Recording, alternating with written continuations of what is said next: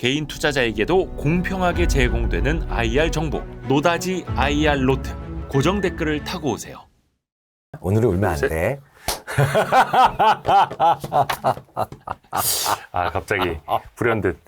그게 저희 와이스트릿 영상 최초 100만 뷰 영상이었어요. 그랬어요? 교수님 덕분에. 그러니까 제가 아는 우리나라 진행자 중에 가장 공감 능력이 좋은 아, 제가요? 분이죠. 아, 그래요? 네. 저는 잘 모르는데. 근데 진짜 그 있잖아요. 푹 하고 이렇게 올라오는 것도 그렇고. 아니, 그거는 우리 교수님이 이제 찔러가지고. 그러니까 제가 많이 찔러보는데 그렇게 네. 우는 사람 많지 않다니까. 아니, 울지는 않았어요, 여러분. 오해하시면 안 되고. 울컥. 그렇죠. 울컥하죠. 근데 눈물 나왔잖아요. 눈물은 나왔죠. 네, 눈물은 나왔죠. 콧물도 나왔죠. 네. 아니, 근데 그 영상을 보시고 많은 분들이 되게 공감을 하시더라고요. 그냥 대한민국 사람들 치열하게 살잖아요. 시간에 치이고, 성과에 그쵸. 치이고, 돈에 치이고.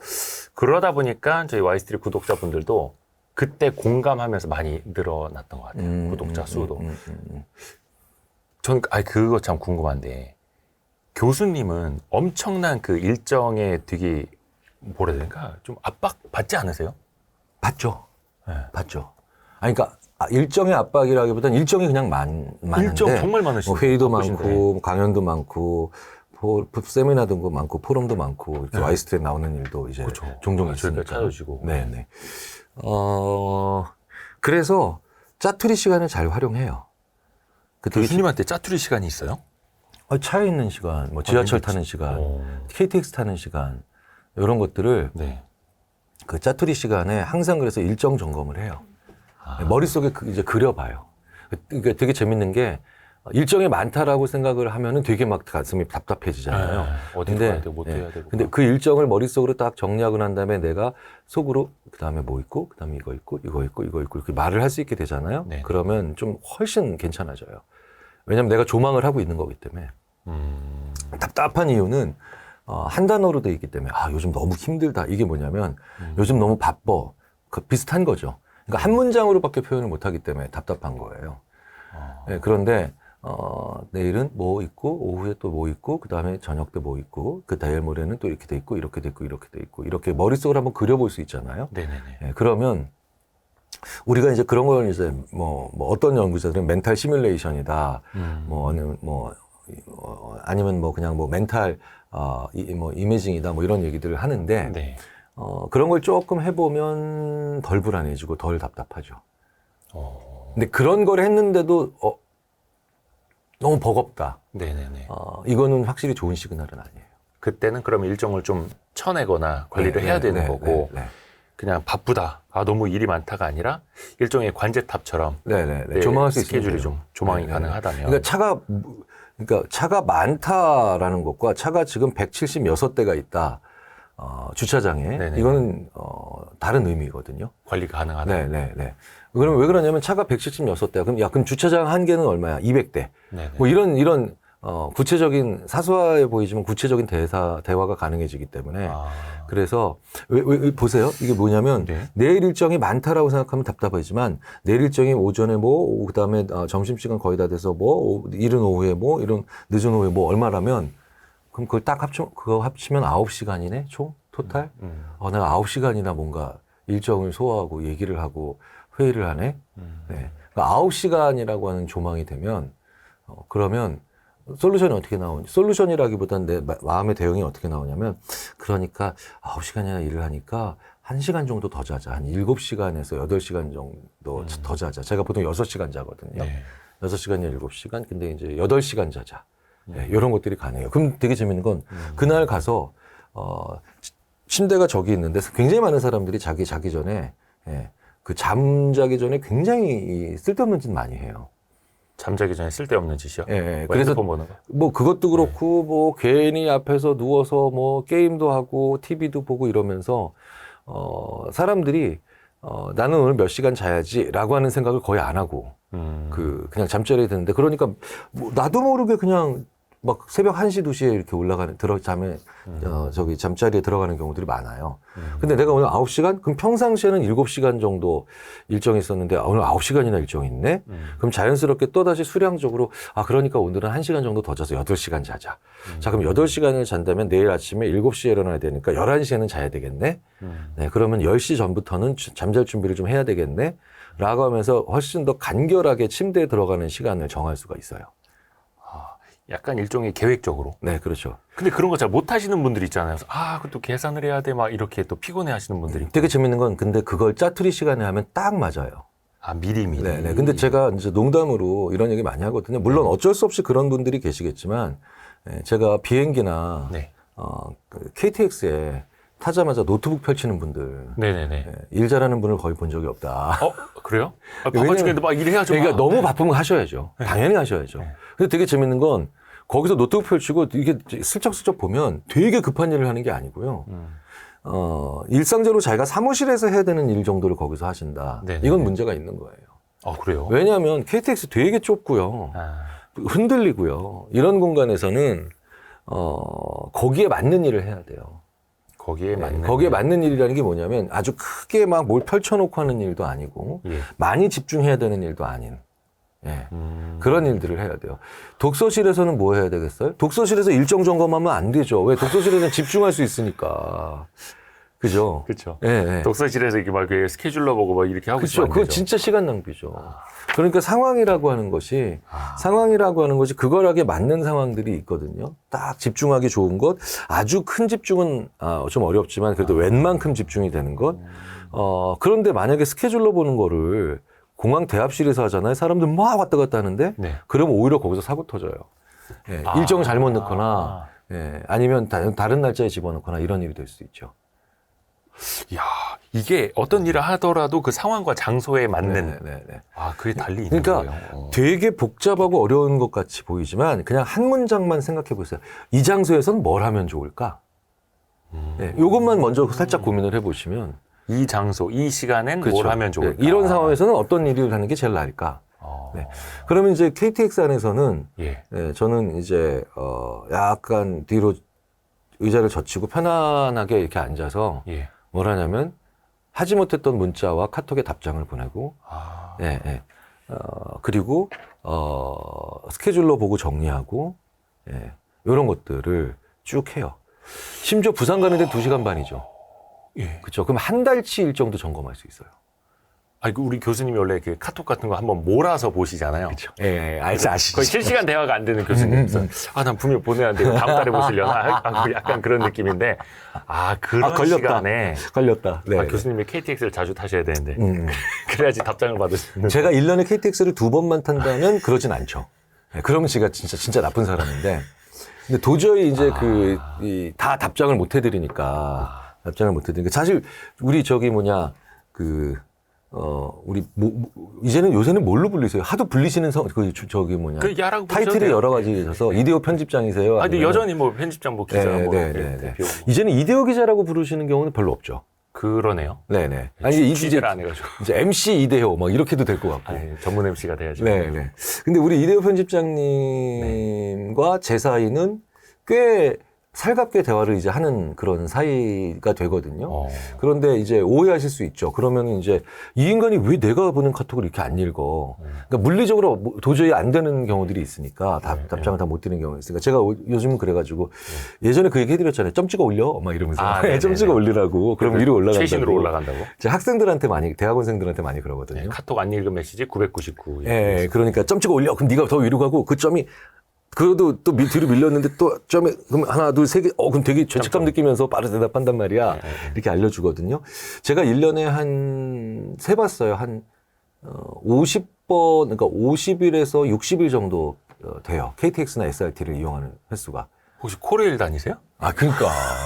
그러니까 저는 처음에 그 KTX와 SRT 그 승무원분들께서 저를 알아보시길래 제가 속으로 내가 많이 유명해졌나 그랬더니 이걸 하도 많이 타가지고 알아보신 거야. 그러네요. 하도 많이 타서. 그래서 제가 잘 때도 이렇게 하고 또 좀 특이하게 자니까 한 분은 저한테 실제로 얘기하셨는데 그 분이 TV에 나와서 그러니까 TV에서 저를 본 거야 또 아니고 유튜브에서 저를 봐서 알아보신 것도 아니고 참 많이 타신다 이분이라고 생각이 들었는데 그분이 유튜브에서 이런 강연 하는 게 나와서 나 이분 아는데 오히려 역으로 그런 경우도 있다고 하는데 1년에 한 50에서 60일은 탑니다. 그러면 이제 그게 1년 52주니까 일주일에 한 번씩은 타죠. 그럼 또 시간으로 따지면 또 어마어마한 거네요. 그렇죠. 네네. 그러니까 뭐 짧게는 대전 갈 때는 1시간 정도 걸리고 부산 갈 때는 2시간 넘잖아요. 네. 근데 그런 과정에서 그래서 몰아서도 제가 만약에 한 달에 한 번 타는데 뭐 한 달에 한 번 타는데 이걸 그때만 문자를 본다. 이건 저는 진짜 나쁜 사람이죠. 상대방 입장에서 굉장히 무례한 거고. 근데 일주일에 한 번 정도까지는 그래서 지키려고 노력을 하는 게 많이 타서 그래요. 많이 타서. 그래서 그 짜투리 시간을 제대로 활용하는. 네. 그래서 이 장소에서 이 시간에는 뭘 하면 좋을까를 항상 생각하라. 네. 오. 지하철 탈 때는 뭐 예를 들어서 지하철은 또 뭐 들고 있기 힘들잖아요. 보통 서 있어야 되니까. 지하철 탈 때는 경제 방송을 들으면 안 돼요. 그래요? 네. 그러니까 왜냐하면 경제 방송은 많이 집중하고 들어야 돼요. 네. 왜냐하면 지금 오늘이나 내일이나 아니면 세계 경제 지표에 대한 얘기들이 또 경제 방송들은 대부분 스피드가 좀 빨라요. 네. 근데 예를 들어서 역사에 관련된 콘텐츠를 듣는다. 네. 역사 관련된 건 어느 정도는 제가 밑바탕 지식이 있고 어느 정도는 앞뒤가 예측이 되죠. 그러니까 만약에 세종 다음에 다른 왕이 나올 리가 없죠. 그러니까 세종 다음에 나오셔야 되는 왕이 따로 있고 세종 전에는 또 다른 조선 초기에 다른 왕들이 있잖아요. 흐름에 따라서. 뭐 이런 식으로 어느 정도는 내가 잡고 있기 때문에 역사 채널 같은 걸 들으면 지하철에서 이렇게 들어도 머리에 들어와요. 근데 저는 얼마 전에 왜 그거 기억나세요? 저기 그 찰리 먼거 타기하고 예. 작년에 이제 찰리 먼거 네네. 저기 발세했잖아요. 네네. 그래가지고 왜 그 별책부록 시간에서 네네. 진행하시는 저희도 별책부록 시간에서 많이 찰리 나왔죠. 먼거 시리즈에 관련된 얘기 대담을 하셨잖아요. 네. 지하철에서 그 이제 유튜브로 올라간 거를 듣는데 예. 너무 안 들려. 사실 사람 일대게 되고 왜냐면 내가 찰리 먼거에 대한 인생에 대해서 별로 아는 게 없잖아요. 네. 찰리 먼거에 대해서 제가 배경 지식이라고 하는 건 스마트한 선택들이라는 책에 많이 언급이 돼 있어서 네, 그날 그 책도 소개를 해 주셨었어요. 네. 그분이 언급이 정말 많이 네, 돼요. 찰리 먼거의 이야기를 많이 했어. 근데 그날은 그것도 놓쳤어. 제가 추천사 쓴 책인데도. 그 스마트한 선택들이란 게. 네, 그만큼 그러니까 배경 지식이 조금 있고 없고가 좀 복잡하고 복잡하지 않은 거에서 엄청난 차이가 나요. 네. 그러니까 집중해서 들어야 할 콘텐츠도 이것도 때와 장소가 있고. 그렇죠. 그래서 그거를 갖다가 지하철에서 그렇게 들어도 되게 흥미로운 내용이었고 제가 또 관련해서 찰리 먼거가 이제 항상 뭐 어떤 유명한 사람들이 별세하면 그 사람에 대한 또 얘기를 또 좀 해야 될 기회가 있잖아요. 네네네.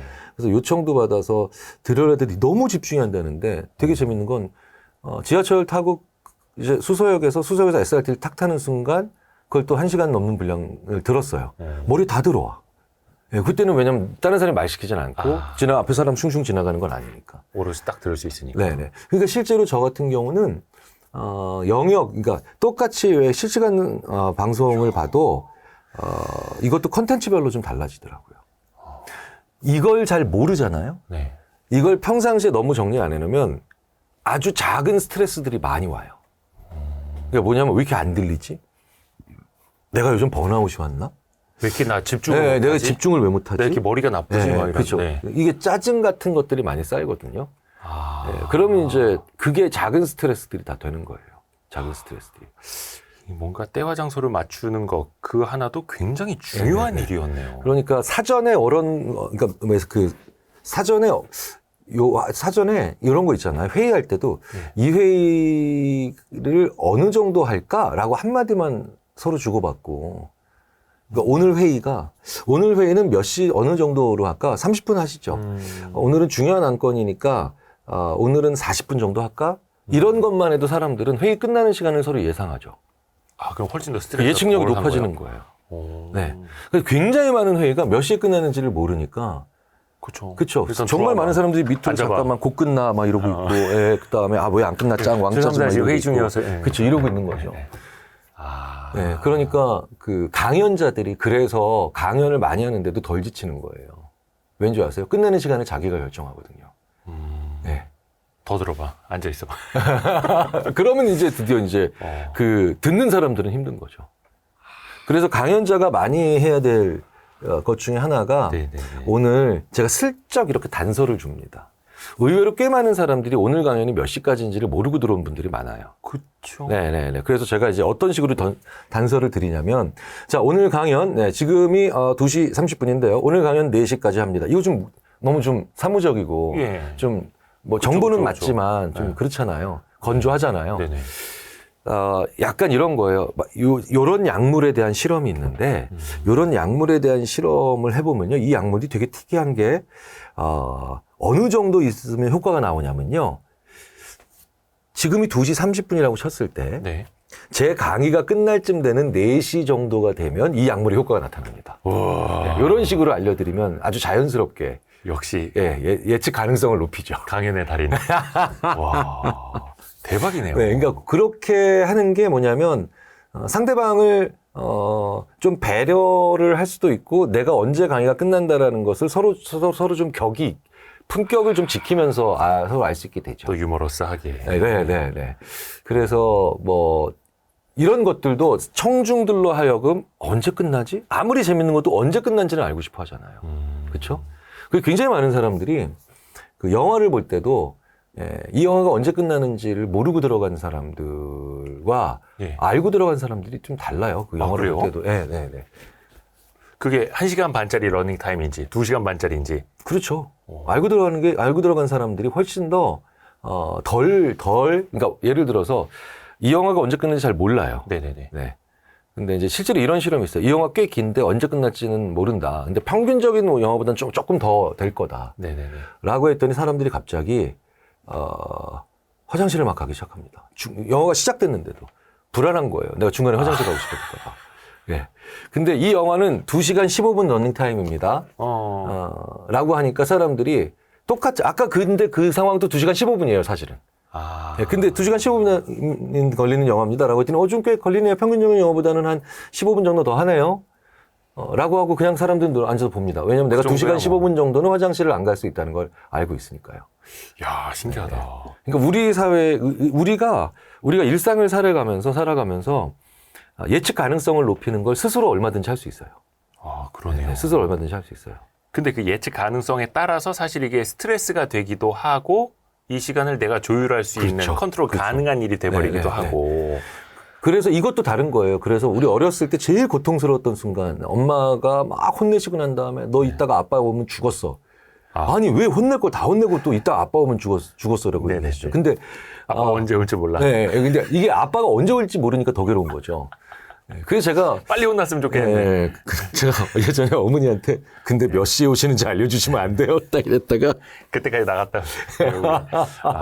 왜냐면 왠지 느낌이 그 어린 나이에도 9시에 들어오신다라는 걸 알면 8시까지는 좀 마음 편하게 있다가 8시부터 1시간만 괴로워하면 될 것 같은 느낌? 이제 그런데 생각해 보세요. 너 이따가 아빠 오면 죽었어 라는 것과 너 이따 10시에 아빠 오면 죽었어. 이게 그래도 좀 10시가 그나마 나은 거예요. 예측 가능한 거니까. 예. 그러니까 우리가 스스로도 그렇고 상대방한테도 그렇고 이런 예측 가능성을 좀 더 높여주는 건 굉장히 서로 배려고 우리 정신 건강에 좋은 거죠. 저는 또 이제 경제 정책이나 이런 거 되게 이제 많이 다루니까 보면은 정책도 얼마나 예측 가능성 있느냐도 해외에서 봤을 때 특히 이제 해외 투자자들이 그럼요. 대한민국 경제를 볼 때 엄청 중요하다 정말 하더라고요. 중요하죠. 이 정책이 또 언제 뒤집힐지 몰라. 네네. 정권 바뀌었다 이게 또 언제 달라질지 몰라. 이거. 네네. 이게 사회적 비용이기도 하고. 그렇죠. 그러니까 그 예측 가능성을 떨어뜨린다라는 것은 아무리 좋은 정책이나 아무리 좋은 그런 판단이라 하더라도 결코 좋은 게 아니거든요. 그러니까 예측 가능성을 근데 높이는 방법 중에 하나가 뭐 예측을 하게 만들어 주는 거지만 더 중요한 건 우리가 일반적으로 예측했던 것들을 드라마틱하게 뒤집어 엎는 사건들이 좀 적어야 되죠. 확 뒤집어 버리는 사건이 적어야 된다. 네, 그러니까 예를 들자면 이런 거예요. 그게 뭐 어마어마한 대참사 같은 것만 있는 게 아니라 생각해 보세요. 제가 이러고 이제 앉아 있는데 제가 예전에 2층 집에 살았었어요. 네. 제가 이제 개인주택 2층 집에 중학교, 고등학교 때까지 살았는데 참 너무 좋은 게 있어. 오래된 집이라서 그 나무 계단이 목조 계단이거든요. 그러니까 나무 계단이니까 목조 계단이지. 그러니까 계단이 목조인데. 그래서 뭐 철로 된 목조 계단일 수도 있어요. 못이라도 바뀌었을 테니까. 근데 1층에는 이제 거실과 저희 아버지 어머니가 이제 지내시는 공간이 있고 대부분 이제 아들놈 두 놈은 이제 저까지 제 동생까지 이제 이 녀석은 2층이죠. 아파트와 달리 그게 참 좋은 게 뭐냐면 벌써 1층에서 이놈들 뭐 하나 하고 첫 계단을 밟으실 때 찌그덕 소리가 나요. 그렇죠. 밤늦게 들어왔는데 몰래 올라가요. 찌그덕 소리가 납니다. 그러니까 저는 이미 뭔 짓을 하고 있던 완벽히 준비가 된 상황에서 부모님이 제 방을 열 수 있는 거예요. 예. 부모님 올라오실 때도 찌그덕. 예. 그러니까 이게 대략 한 20번의 찌그덕 소리가 나면 나한테 내 방문이 열린다. 네. 예. 근데 아파트 사는 친구들은 그게 없죠. 불가능하죠. 없죠. 예, 그게 갑자기 문이 열리는 거죠. 네네네. 네. 그러니까 예전에 이런 대화가 있더라니까요. 저도 그렇고 뭐 제 친구들도 그렇고 다 그냥 평범한 고등학교 생활을 보냈는데 네네네. 이제 컴퓨터 게임 그때 많이 할 때 초창기잖아요. 네네. 근데 저희 어머니랑 아파트에 사시는 다른 지인분들이 얘기하고 있는데 우리도 그놈은 말이야 맨날 컴퓨터 게임하다가 내 방문 열어보면 컴퓨터 게임하다가 걸리고 있고 뭐 이상한 거보다 걸리고 있다고 뭐 하는 놈인지 모르겠다고 진짜 속 썩어 했더니 저희 어머니가 우리 애들은 절대 그러지 않던데 우리 애들은 뭐 전혀 그런 게 없어 그냥 늘 가서 보면은 그냥 뭐 앉아서 뭐 공부하거나 쉬고 있어 물론 성적이 잘 안 오르기는 해 나무 계단을 그러니까 이제 그런 것들도 다 예측 가능성이죠. 그러니까 이게 뭐냐면 전조가 있는 건 다 예측 가능성이에요. 전조가 있는 거. 네. 그러니까 왜 아무리 좋은 시부모라도 갑자기 늦은 이른 아침이나 늦은 밤에 갑자기 자기 며느리한테 좋은 거 주러 왔다고 문 열시면 아무도 안 좋아하죠. 네, 그렇죠. 네. 그러니까 예측되지 않고 전조가 없는 모든 방문들이나 일어나는 일들, 심지어는요. 우리는 영화에서 외국 영화에서 많이 보죠. 딱 키고 들어왔는데 딱 사람들이 그 서프라이즈, 그죠? 이런 거 있잖아요. 자기 생일 축하해주기 위해서. 네네네. 근데 의외로 실제로 저희들이 샘플링해서 보면 그때 굉장히 많은 사람들이 짜증 내면서 다 나가. 그래요? 나 이제 하루 마무리하고 이제 좀 쉬려고 들어왔는데 여기서 갑자기 문 쫙 다 열리고 불 다 켜지면서 내가 불 켰더니 서프라이즈 하고 있으면 순간적으로 이렇게 축하해주러 오는 좋은 일조차도 짜증이 나는 경우들이 있죠. 전조가 없거든요. 네. 참 인간이 재밌는 게 전조가 전혀 없고 그렇기 때문에 예측하지 못해서 생기는 것들은 심지어 좋은 이벤트인데도 싫잖아요. 그거 있더라고요. 예를 들어서 어떤 남자친구가 여자친구 놀래켜준다고 집 앞에 갑자기 찾아가고 그 여자들이 제일 싫어한다면서요. 난 화장도 진짜? 안 했고 나갈 준비하면 1시간 반 걸리는데 제가 옛날에 그랬다가 저라고 아니었겠습니까? 네, 진짜 욕을 바가지로 쳐먹었죠. 그러니까 이게 쳐먹었죠. 좋은 거는 아니고 근데 그것도 살짝 흘리는 거는 괜찮겠네요. 예고편이 필요한. 참 재밌는 게 그런다고 해서 모든 걸 스케줄대로 살면 인생이 무료해지지. 그러니까 이게 되게 재밌는 게요. 우리가 얼마나 좁은 길을 살아가고 있냐면 모든 게 예측 불가능성이 이런 게 있으면 사소한 것들만 쌓여도 우리는 되게 힘들어져요. 그런데 너무 모든 것이 예측 가능해. 그럼 인생이 재미없죠. 재미가 없다는 게 무슨 뜻이냐? 설레이질 않아요. 자, 생각해 보세요. 게임할 때 왜 우리가 재밌다고 생각하느냐면요. 게임할 때 노란색 비행 접시가 이렇게 지나가면 내가 맞추면 15점이에요. 그렇죠? 네. 근데 그럼 내가 맞추려고 하겠죠. 15점을 받으려고 게임에서. 근데 게임에서는 종종 이럴 때가 있어요. 아무 생각 없이 맞힐 때가 있어. 모르고 맞출 때가 있어요. 그렇죠. 심지어는 뭐 실수로 맞힐 때도 있어요. 근데 어쨌든 15점 주죠. 이런 게임 보신 적 있으세요? 내가 노란색 비행 접시가 지나가는 걸 맞췄는데 갑자기 팝업창이 딱 열리면서 그 게임에서 이렇게 얘기해요. 너 방금 전에 알고 맞힌 거 아니지? 너 실수로 맞췄지? 너 모르고 맞췄지? 너 그러니까 맞췄어도 15점 안 줘. 이런 게임 없죠? 없죠. 다 15점 주죠. 게임이 왜 뇌에서 재밌다라고 착각하냐 보면 실제로 사실은 게임은 노동이거든요. 대부분의 게임은. 막 반복되고. 그런데 게임을 왜 우리가 재밌다라고 뇌에서 착각하고 있는가를 저희들이 연구해 보면 이렇게 우연한 득점이 종종 있기 때문에 그래요. 우연한 득점. 그러니까 우연한 득점이라는 게 바로 뭐냐? 의도나 계획이나 이런 것이 없었는데도 득점이 이루어지는 경우죠. 그렇죠. 스포츠도 막 에러가 나와야 재밌고 막 이런 것처럼. 그러니까 이 우연한 득점의 반대말이 계획된 득점이거든요. 그럼 계획된 득점은 뭐냐? 스케줄된 득점이에요. 대표적인 게 월급이에요. 월급을요. 물론 첫 월급 받았을 땐 너무나도 의미 있고 행복한 경우가 많죠. 근데 월급 한 대여섯 번만 받아도 직장생활 10년, 20년만 되면 어떤 일이에요? 월급이다! 이러지 않죠. 근데 게임에서는 그거보다 훨씬 작은 일이 아싸! 이런 일이 많아요. 그렇죠. 카드 하나씩 뒤집을 때. 월급은 몇백만 원의 돈이 들어오는데도 와! 좋아하지 않는데. 그게 왜 그러냐? 계획된 득점이 그만큼 심드렁한 거예요. 대신 그 계획된 득점이 제대로 안 이루어진다. 월급이 제대로 안 나와. 그럼 완전 난리 나죠. 그쵸. 엄청 분노가 일어나죠. 예. 근데 되게 재밌는 건 선물은 네. 계획된 득점이 아니라는 거예요. 아. 선물의 가장 중요한 그 요소가 우연성이에요. 우연한 득점이라는 거예요. 근데 이 선물을 줄 때 정말 바보처럼 하는 분들이 계세요. 선물을 계획된 득점으로 만들어 버리는 거죠. 이런 거예요. 야, 자기 여자친구한테 선물 주기 D-11. 에이, 설마 그런 사람이 있겠어요? 있어요. 내가 너한테 그다음에 야, 6일 있으면 선물 준다. 진짜 이런 어이없는 사람들이 있더라니까. 뭐 갖고 싶어, 막 이런. 그러니까 그래서 선물 주는데 막 2, 3일 전부터 카운트다운을 해줘. 짜증나네. 예, 심지어 보름 전부터 13일 전, 11일 전, 9일 전, 선물 주기 7일 전. 지가 즐거우니까. 아, 자기는 즐겁고. 자기가 즐거우니까. 예. 상대방도 그 즐거울 거라고 착각하고. 예. 근데 이걸 상대방은 우연하게 받아야 즐거운 게 선물인데 그쵸. 이걸 계획된 득점으로 그냥 월급처럼 만들어 버린 거예요. 예. 그래서 선물을 줄 때는 우연성이 부여가 돼야 돼요. 그러니까 오히려 예측 불가능성이 일부 있어야 된다니까. 근데 이게 조금 헷갈리는데요? 예, 예. 어떤 거는 예측 가능성이 있어야 되고. 그쵸. 어떤 거는 좀 우연성도 필요하고. 예. 이게 그럼 어떻게 이걸 그게 바로 보세요. 그러니까 어떨 때는 어느 정도는 예측 가능성이 있어야 되고 네. 어떤 것들은 예측 가능성이 좀 떨어지는 게 좋잖아요. 네네네. 일반적으로는 예측 가능성이 높아야 되는 건 일어나면 안 되는 일, 그걸 막아내는 것들은 대부분 예측 가능성이 매우 높아야 돼요. 네. 아, 특히 안 좋은 것에 그렇죠. 대해서는. 나쁜 일을 제거하거나 예를 들어서 컴퓨터의 펜 같은 거. 네. 팬, 왜, 윙 하고 돌아가는 팬. 예. 그거는 발열을 막는 장치죠. 예. 예. 그러니까 그런 것들은 발열을 막는 장치이기 때문에 굉장히 예측 가능성이 높은 디바이스여야 돼요. 그렇죠. 꾸준히 네, 돌아가야 네, 되고 멈추면 안 되고. 그래서 이런 것들은 현재 컴퓨터의 CPU의 내부 온도를 보여주거나 네. 아니면 팬의 지금 냉각 정도를 보여주는 걸 붙이면 사람들이 굉장히 좋은 서비스라고 생각을 해요.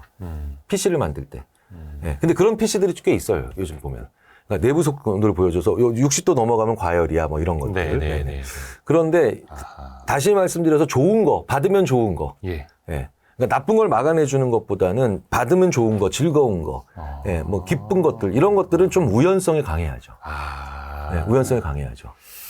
나쁜 일을 제거하는 거, 반드시 필요한 거, 막 이런 것들은 예측 가능성이 중요하고, 네네. 좋은 것, 즐거운 것, 해피한 거는 좀 우연성이 좀 네네. 있어야 되는 거고. 그러니까 우리 일상생활에서 예를 들자면 스트레스가 왜 우리가 미세 스트레스라는 말 하잖아요. 네네네. 미세 스트레스란 말이 뭐냐면 뭐 미세 물질, 미세 플라스틱 뭐 이런 식으로 미세한 것들이 뭐냐면 우리는 중요하지 않다라고 생각하는 것들이지만 그 외로 그런데 결국은 있으면 안 되는 일들이 작은 것들이 쌓이게 되면 자꾸 그런 일이 벌어지는 건데 예를 들자면 이런 겁니다.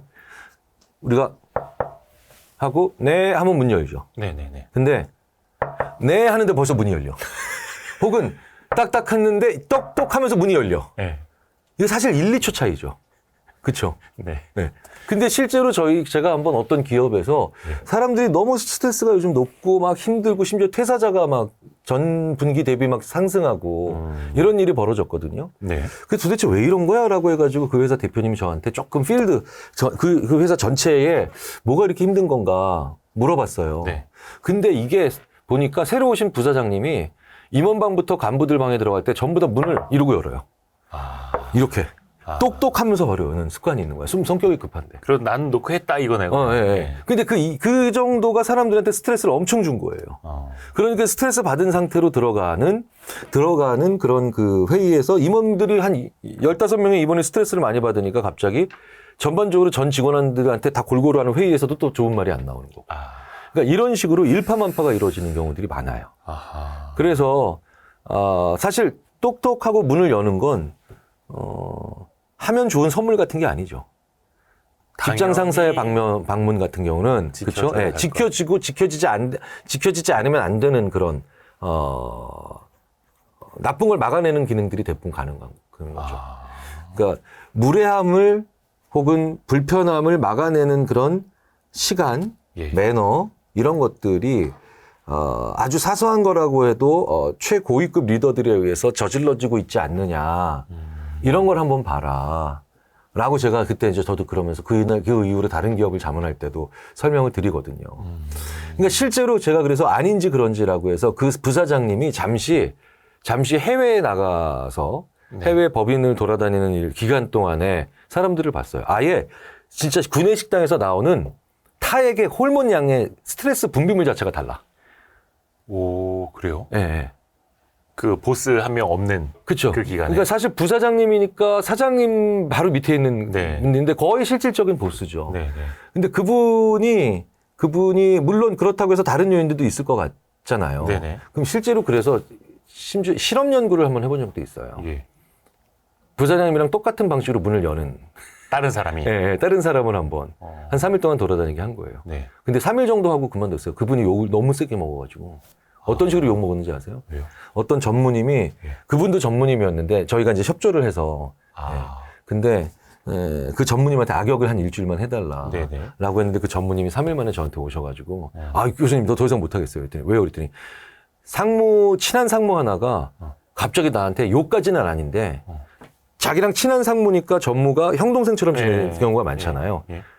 아 진짜 형까지 왜 이래? 순간적으로 자기한테 이 똑똑하면서 문을 바로 열었더니 예, 그래서 부사장이 살아 돌아온 것 같은 다시 돌아온 것 같은 느낌으로 그냥 급격히 회기를 하는 경우도 있죠. 신기합니다. 네, 그러니까 그만큼 제가 이 말씀을 왜 드리냐면 이런 무언가가 누적돼서 안 좋은 결과가 일어나면 큰 변화를 만들어서 풀 생각을 하지 마시고 작은 것들이 쌓여서 이런 결과가 일어났다라고 생각을 하시는 것이 좋기 때문에 자꾸 이런 말씀을 드리는 겁니다. 아니 그래서 방금 이제 미세 스트레스라는 표현을 좀 해주셨는데 책 제목도 네. 미세 스트레스고 네. 저도 이거 사실 미세 스트레스라는 표현 자체를 처음 들어봤거든요. 스트레스면 스트레스지. 그 스트레스 자체라는 게 어떻게 보면 이제 나한테 뭔가 압력으로 들어오는 거잖아요. 이게 뭐가 다를까?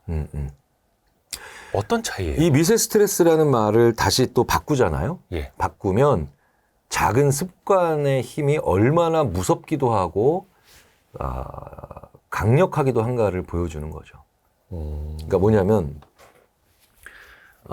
대부분의 경우 우리가 큰 질병을 앓잖아요. 네. 큰 질병을 앓으면 굉장히 큰 원인이 있었다라고 생각을 해요. 큰 질병은 큰 원인이라고 생각을 합니다. 네네. 근데 의사 선생님들이랑 아무리 저희가 세미나를 해봐도 그 큰 질병은 대부분 작은 나쁜 습관들의 오랜 기간의 누적으로 인해 생기는 거예요. 네네.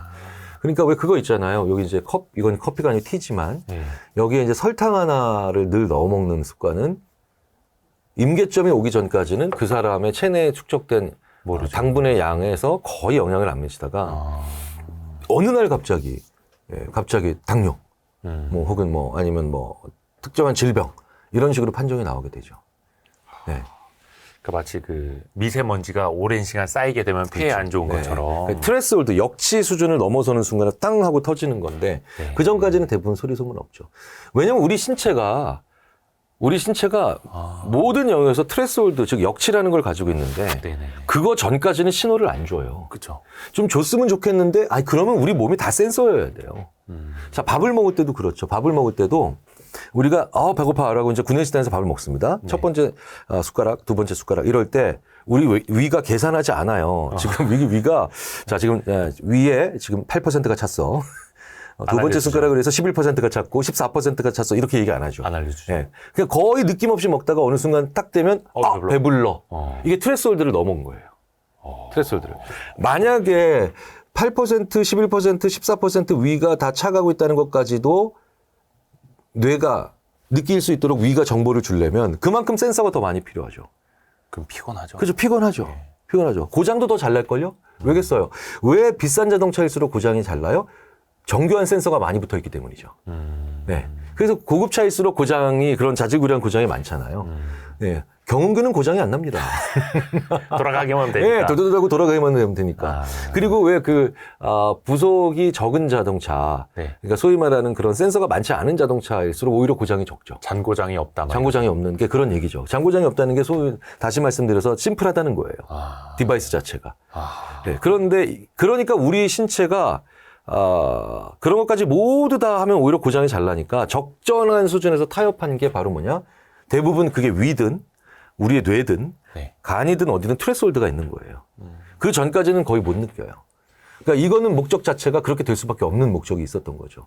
문제는 그렇기 때문에 우리의 트레스홀드가 여기까지기 때문에 이렇게 작게 쌓이는 스트레스가 얼마나 위험한 건지를 모르는 거 가는 거예요. 그러네요. 네. 그런 사소한 침입, 그러니까 조금 더 문을 그렇게 훅 여는 것 같은 그런 침입감, 아니면 존중받지 못하는 그런 말투, 뭐 이런 것들이 있죠.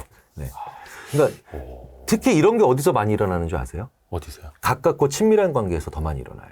아, 오히려 친밀한 관계에서요? 네. 왜냐하면 편하니까. 편하니까. 그러니까 제가 제 아내에게 한번 준엄하게 경고를 받은 적이 있어요. 근데 사실 생각해보면 너무 고마워. 왜냐면 그게 오기 전에, 터지기 전에 저한테 얘기를 해줬기 때문에. 왜냐면 어떤 일이었어요? 제가 이제, 제 아내가 약간 좀, 뭐라 그럴까요? 저랑은 스타일이 어떤 면에서 다르냐면, 약간, 뭐라 그럴까? 좀 자유분방한 스타일이에요. 아, 그러니까 난 내가 하고 싶은 일을 하고 사는 스타일이고, 저는 약간 뭐냐면 심리학자이다 보니까 좀 타인의 존재를 좀 많이 의식하는 그런 스타일이죠. 그러니까 저는 오히려 그래서 저와 달리 좀 자기 취향대로 사는 경향이 있는 제 아내를 보면서 약간 대리만족도 느끼죠. 대리만족 된다는 것도 좀 느껴요. 확실히. 근데, 물론 또 제 아내는, 이렇게 늘 좀 루틴한 것도 좀 안정감 있게 하는 저 같은 사람이 있으니까 조금 더 안정감이 있어 자기는 하고 싶은 대로 더 하고 살 수 있다고. 근데 이제 이런 경우는 이제 비슷한 게 아니라 좀 다르기 때문에 오히려 또 이제 그런 재미가 있는 부분인데. 근데 되게 재밌는 건, 근데 저는 별 생각 없이 그래서, 우리 예전에 그런 뭐 불량주부 뭐 이런 드라마가 있었죠. 그래서, 우리 불량주부 오늘은 뭐 하셨어? 불량주부. 네. 야, 이거 근데 저는 약간 가정에서 애칭으로 쓰는 말이었는데, 어느 날 갑자기, 불량주부 오늘은 밥이 맛있게 됐네? 이랬더니 갑자기 숟가락 딱 내렸더니, 순간적으로 제가 이걸 숟가락을 놨는데 이거 아니다. 이 사람이 그릇을 던질 수도 있겠구나라는 생각이 들었어요. 위협감. 잘 넘겨주더라고요. 물론. 물론 제 아내가 그 순간을 넘겨서 저한테 뭐 집어던지진 않았어요. 근데 이게 임계점에 온 거예요. 임계점에 온 거죠. 거의 온 거예요. 또 이제 교수님이 눈치 빠르게 또 이제. 그래서 앞으로 한 번만 그 얘기 해봐. 더 해봐. 그러니까 이게 몇 년 동안 그 불량주부라는 드라마가 이제 히트된 것도 상당히 몇 년 전, 한참 전이잖아요. 그 후로 불량주부 할 때 0.02점짜리, 0.03점짜리 이런 기분 나쁨이 쌓인 거예요. 근데 왜 본인이 대응을 못 해요? 불량주부라고 했다고 판 엎을 수는 없잖아요. 그땐 그 드라마가 있었을 때니까. 그러니까 그 드라마에서 또 예쁜 주인공들도 나오고 이랬으니까 그냥 그런가 보다 하고 쌓였는데 어느 순간 본말은 전도되고 0.02점짜리 스트레스가 0.6 1.3 뭐 이런 식으로 계속 조금 더 쌓였는데 어느 날 갑자기 제가 한 5.4짜리 이제 스트레스를 던진 거죠. 그러니까 이제 갑자기 5.4가 지금까지 0.1부터 막 쭉 쌓여왔던 한 20 위에 이 5점짜리 스트레스 딱 해서 55점을 넘으니까 뭐예요? 4분의 1 선 트레스홀드를 넘어버린 거죠. 역지점을. 어떻게 보면 그게 더 위험한 거네요. 모르니까. 그렇죠. 신호가 별로 없으니까. 그래서 또 왜 그래? 그러니까 저도 그런 경우 있거든요. 아니, 난 분명히 지난달에도 그 별명을 불렀고. 맞아요. 1년 전에도 나 그 별명 분명히 불렀는데 어느 날 갑자기 획 토라지는 거여서. 그렇죠. 왜 그러지? 이해를 못해. 그게 미세 스트레스네. 저는 같은 과에서 30년 동안 강원도 출신 친구한테 감자라고 친구들이 불렀거든요. 감자. 그러니까 그냥 아무 생각 없이 그냥 강원도 출신이니까 뭐 그리고 기본적으로 술 취하면 포테이토 막 이렇게 부르고 막. 근데 진짜로 몇 년 전에 대학 들어오고 30년직인데 진짜 그날 진짜 거의 다 들어 엎을 뻔했어요, 그 친구가. 나 너희들 의절할 거라고 진짜. 근데 또 친구들이 이해 못 하는 거죠. 쟤 왜 저래 갑자기? 왜 저러냐고. 왜 저러냐고. 그거구나. 그러니까 그래서 특히 우리나라 문화는 조금 정도 많고 살갑고 그리고 이 대화량도 많기 때문에 진짜 조심해야 돼요. 야, 그러네. 이 미세 스트레스가 오히려 반대로 의외로 많지 않은 사회가 있어요. 의외로 많지 않은 사회요? 그게 일본이에요. 일본이요? 워낙에 예측 가능하게 만들어 놓은. 그래요? 근데 재밌는 건 일본 사회는 왜냐면 다들 할 때 이렇게 문 열어주고 그다음에 닫고 서로 지킬 걸 잘 지키죠. 일본은 그러니까 상대방 눈치 엄청 보잖아요. 그쵸, 상대방 싫어하는 거 절대 안 하려고 하고 막. 근데 문제는 그래서 일본 사회는 외로움이 제일 큰 문제고 한국 사회는 스트레스가 굉장히 많은 사회죠. 너무 막 넘나들고.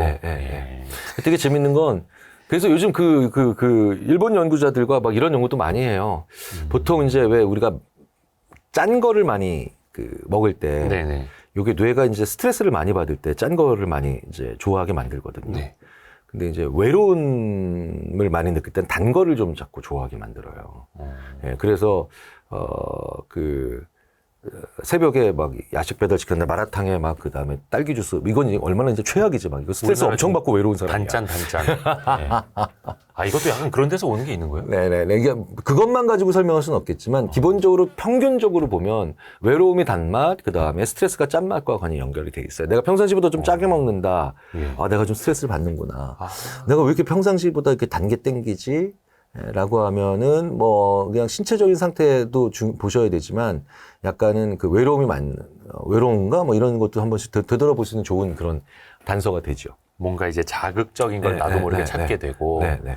근데 한국은 확실히 스트레스는 다른 나라보다 많을 수밖에 없어요. 많죠. 왜냐면 기본적으로 많은 사람들이 상대적으로 좁은 면적에서 게다가 주인공 의식도 강하고 주체성이 높으니까 그러니까 이런 작은 스트레스를 쌓아가기가 많고 그런 여지를 잘 안 만들어 놓는 일본 사회 같은 경우는 굉장히 외로움의 문제가 심각한 그런 사회가 되죠.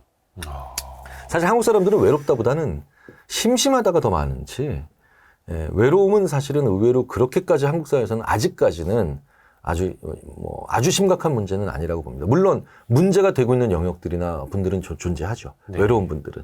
근데 스트레스와 외로움을 좀 구분을 하셔야 돼요. 스트레스과 외로움이요. 예. 그러니까 이 스트레스는 접촉하고 있기 때문에 나오는 거고요. 네. 누군가를. 예. 외로움은 해야 되는 접촉을 못하고 있기 때문에 나오는 게 외로움이거든요. 이제 굉장히 오랫동안 이 스트레스와 외로움을, 저희가 구분을 어떻게 해야 되는가, 라고 고민을 해왔는데, 네. 어쨌든 근본적으로, 여전히도 이제 학문적으로도 우리가 논의할 상황이지만, 스트레스는 우리 사회가 많은 접촉을 하고 있기 때문에 나오는 거고요. 네. 그러니까 미세한 스트레스가 많다라고 하는 건 사람들과 사람들이 너무너무 서로 다 다르고 개인차가 존재할 수밖에 없는데 네. 그러니까 미세하게 우리는 나와 안 맞는 사람들 그리고 나한테 내 예상과는 다른 행동을 하는 사람들이 존재한다는 거예요. 그러니까 왜 그런 거 있어요. 제가 올라오다가 여기가 지금 8층이잖아요. 9층이잖아요. 네. 9층인데 이제 엘리베이터를 타려고 하는데 네. 어떤 여성분이 먼저 탔어요. 네. 문이 거의 닫힐 때쯤 됐는데 제가 탔어요. 네. 그래서 제가 죄송합니다. 네. 왠지 그래야 될 것 같아. 네네네. 근데 그분은 이제 괜찮네. 근데 다시 문이 닫힐 때쯤 됐는데 이제는 발이 하나가 쓱 들어와가지고 근데 바로 그 앞에 여기 커피 전문점 있죠. 네네네. 엘리베이터 앞에. 네네네. 커피점이 유리로 돼 있거든요. 네네. 되게 웃겨요. 거기 아저씨 둘이서 지켜보고 있다가 야 저거 잡아야 돼 라고 딱 잡은 거야. 자기 커피가 이제 나올 때가 됐고. 그래서 아저씨 한 명이 먼저 타고 예. 빨리 와. 네, 빨리 와라고 왔어요. 그러니까 그 사이 문을 또 2번 정도 닫힐 기회가 놓쳤어. 자, 그러면 이 정도면 자 보세요. 자 보세요. 네. 이 정도면 네. 그렇죠? 예. 조금 짜증 날 수 있는 나도 급해 죽겠는데. 그렇죠. 예. 그게 그런데 만약에 그런데 예. 그 올라가는 분이 아주 한가하고 그렇죠? 뭐 예를 들어서 뭐 오늘 아무 일도 다른 일이 없고 위로 올라가는 게 사무실도 아니고 이런 곳이라면 얼마든지 가능합니다. 뭐 그럴 수 있죠. 근데 오늘은 이거 사무실이잖아요. 사무실이니까 빨리 그 여자분이 이미 보니까 기분이 되게 안 좋아요. 더 재밌는 건 저를 쳐다보시는데 너는 왜 이 내 안 좋은 기분에 동조를 안 하니? 라고 하는 느낌까지 와 이제. 참고로 그분들은 5층에서 내렸습니다. 누군지 제가 나중에 파악해 보겠습니다. 바로 앞에 있는 사무실이더라고. 근데 거기에서도 미세 스트레스 그런 것들까지도 우리에게 조금씩 스트레스를 줄 수 있죠. 그런데 그런 것들이 너무너무 힘드니까 그럼 어떡하라는 얘기니? 이게 문제잖아요. 그러게 그럼 이 미세 스트레스가 쌓였을 때 그렇죠. 이걸 어떻게 풀어야 돼요? 어떻게 해야 돼요? 이거? 그러니까 이런 미세 스트레스가 쌓였을 때는 마찬가지로 그러니까 미세하게 털어내는 거예요. 털어내는 거예요. 그러니까 그런 데서는 뭐도 있냐면 심호흡도 있고요. 막 복식호흡 같은 거, 명상 같은 거, 가벼운 체조 같은 것들 이런 거, 몸풀기 같은 이런 신체적인 것들도 있고요. 아까 말씀드렸잖아요. 그러니까 계획 점검하기 이런 거. 그렇죠. 그 다음에 예를 들어서 가볍게 눈 감고 잠시 다른 생각해보는 거. 그러니까 이게 제일 중요한 건 이쪽이 미세하니까 이쪽도 미세하면 돼요. 아, 그래요? 네. 그러니까 뭐라도 하시면 돼요. 그래서 저는 만약에 이제 엘리베이터 같은 상황 있잖아요. 네. 약간 제가 봤을 때는 얘기하기는 좀 애매한데 그래도 그렇게까지 예의 바르지 못한, 얘기하기까지는 좀 그런데 이렇게 하시면 안 되죠 라고 할 정도의 무례가 아닌데 그렇게 약간 거슬리는 그런 무례함 있잖아요. 네네네. 그런 것들을 자꾸 반복하다 보면 그게 엉뚱한 데서 터질 수 있거든요. 그죠. 뭐 예를 들어서 그런 상황에서 아저씨는 왜 그래요? 또 이러면 쌈나니까 그렇지, 쌈나죠. 혼자 스트레스를 안게 되잖아요. 그렇죠. 그럼 나가서 뭐 에테테 뭐 이런 거라도 해야 됩니까? 나쁘지 않아요. 아, 그래요? 나쁘지 않아요. 심지어는 이런 연구도 있다니까요. 그런 스트레스 받을 때 그 사람 닮은 인형을 와서 코쟁이로 찔러라. 뭐 이런 연구도 있어요, 심지어. 그럼 스트레스가 풀려요? 예. 왜 그러니까 우리가 저주 인형 같은 거. 근데 되게 재밌는 건 그 저주 인형에 그 사람을 사진 붙여놓고 하면 내가 죄책감 느껴서 오히려 더 힘들어. 그러니까 이게 그만큼 좁은 문이에요. 네. 그래서 저는 이런 경우 있어요. 약간 무례한 분 만나면 네네. 그렇다고 말로 하기까지는 좀 애매한. 그렇죠? 그리고 어차피 그 사람은 자기가 무슨 일 했는지도 몰라. 그러면 저는 이렇게 주물러요. 첫 번째로 이런데. 아니 그 사람과 네, 그 네. 상황과는 전혀 상관없이 예. 어쨌든 주물러요. 그럼 뇌가 어떤 식으로 생각하냐면 네가 조치를 취했다라고 생각하는 거예요. 우리 주인이 조치를 취하고 있구나 어쨌든. 뭔가 먼지 묻었을 때 이렇게 털어내는 것처럼 뇌의 신호가 된다. 그렇죠. 그러니까 중요한 건 아무런 조치도 취하지 않은 정부나 기관에 화를 내는 거지 어떠한 조치라도 취해 보면은 우리가 좀 일단은 그렇게까지 분노하지 않잖아요. 그렇죠. 그러네요. 그래서 뭐라도 해라. 뭐라도 하는 거예요. 그 뭐라도 하는 게 굳어지면 작은 습관이 되죠. 그렇죠. 그러니까 자기만의 루틴, 그렇죠. 미세 스트레스를 털어내는 나만의 뭔가 조금 뭐라 해야 될까, 좀 뭐 마스크 같은 존재, 뭐 이렇게 되는 거네요. 그 옛날에 범죄의 재구성이라는 영화에서 네. 거기 박신양 씨랑 백윤식 씨 나오잖아요. 예. 백윤식 씨죠? 성함이. 그분은 타짜가 모르겠다. 하여튼 헷갈린다. 근데 네. 맞아요. 박신양 씨 나오고 백윤식 씨 네네네. 나오는데 거기서 다른 분이 이제 거기서 범죄를 공모하거든요. 네. 범죄를 공모하는데 한국은행을 터는 그 범죄를 공모합니다. 근데 거기서 한 분이 한국은행 털다가 걸리면 형량이 어마어마하겠죠. 지금 사기꾼들이 범죄를 공모하고 있는데. 그렇죠. 근데 걸릴 생각을 하니까 재수 없잖아요. 그럼요. 예. 그러니까 거기서 백윤식 씨가 갑자기 야 모두 침 뱉어. 그 장면 있죠. 기억난다. 침 뱉어. 기억납니다. 그걸 만약에 침을 안 뱉고 야 아무 문제 없지 임마 이러고 했으면 계속 불안해지거든요. 예. 근데 약간 그냥 아무 의미 없지만 침 뱉는 게 뭐 미신도 아니고 그렇죠. 스트레스 해소에 도움이 된다는 거예요. 그렇죠. 정신적으로. 근데 우와. 침을 잘 안 뱉잖아요. 우리가 평상시 침을 잘 안 뱉잖아요. 물론 매번 받는 사람도 있지만 그래서 약간은 비일상적인 행동을 하는 거예요. 늘 자주 하는 행동 말고. 예, 그러니까 만약에 야 물 마셔 라고 하면 물 마셔 라고 얘기하면 하루에도 물은 10번씩 마시잖아요. 그러니까 뇌가 시그널을 잘 안 받아요. 근데 사람들 앞에서 우린 침 잘 안 뱉잖아요. 예. 그러니까 야 침 뱉어 이건 뭐냐면 잘 안 하는 행동이에요.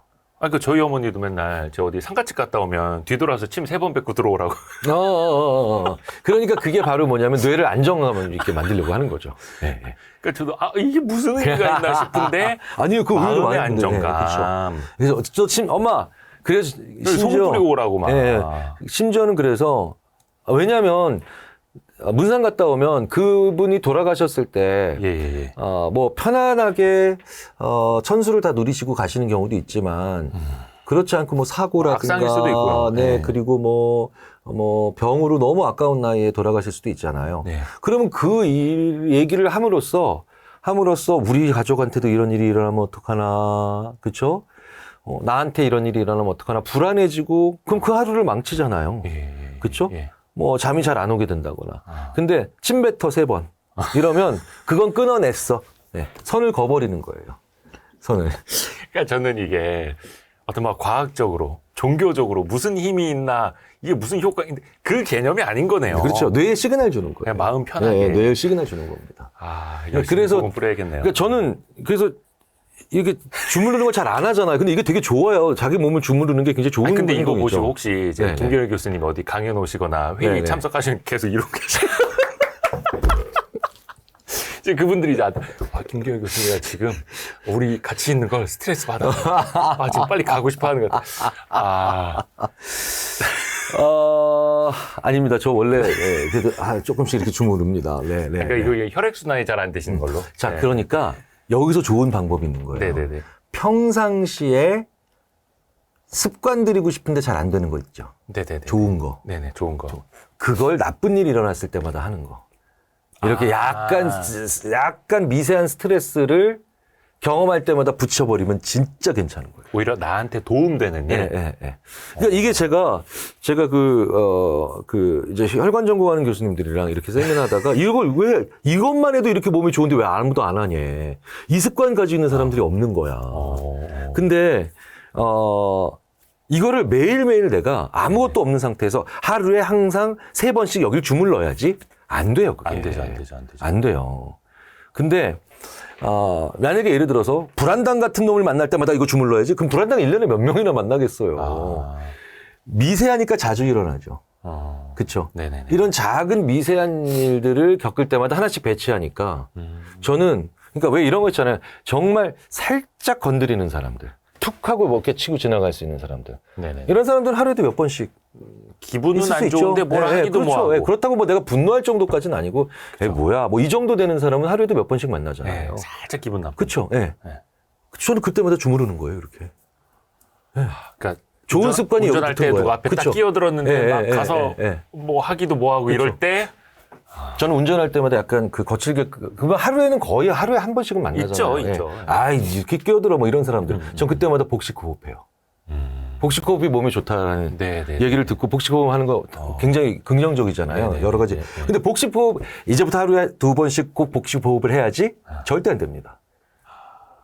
근데 약간 그런 것들 루틴으로 만들어 놓고. 그런 미세한 스트레스를 경험할 때 그런 걸 좋은 걸 하면 지금부터 심지어는 이런 경우도 있어요. 왜 오늘은 나쁜 운전하는 놈이 안 나타나는 거야? 복식호흡해야 되는데. 이런 농담을 할 정도로. 그러니까 이래서 전화 위복이라고 하는 뜻이 결코 이 나쁜, 이건 이 책이지. 결코 이 나쁜 일이 좋은 일이 될 수는 없어요. 그렇죠. 네. 전화 위복이라는 건 대부분 이 나쁜 일을 경험할 때 거기에 뇌가 무언가 바꿔보고 싶어, 새로 시작하고 싶어라고 하는 욕구를 가지고 있는 뇌에다가 좋은 작은 습관이라고 하는 시그널을 붙여버리는 거예요. 네. 그러면 2가지 좋은 효과가 있죠. 그게 습관이 긍정적인 습관이 정착되게 될 가능성이 높아지죠. 네네네. 2번째로는 내 뇌가 진정하죠. 네. 그래서 그 스트레스가 쌓일 확률을 줄여주는 거예요.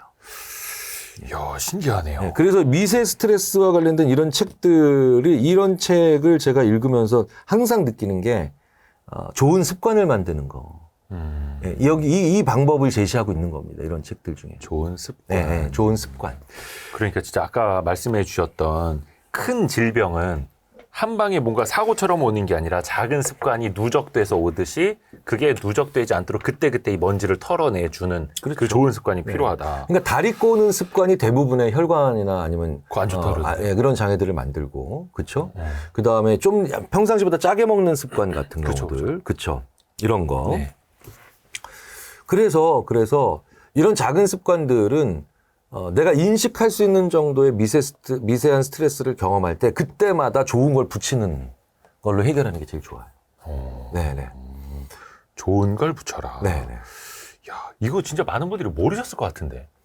실제로 습관이 그런 날 제일 잘 만들어진다는 걸 저희도 최근에 아는 거죠. 아, 그래요? 네, 그러니까 이게 이런 거예요. 이상하게 지난 1년 동안 새로운 습관을, 좋은 습관, 뭐 하루에 영어 단어를 뭐 5개 외운다든지 뭐 아니면 왜 그런 거 있잖아요. 주식 투자할 때도 좋은 습관 중에 하나가 조금씩 자주 사는 거잖아요. 그렇죠? 분산. 네.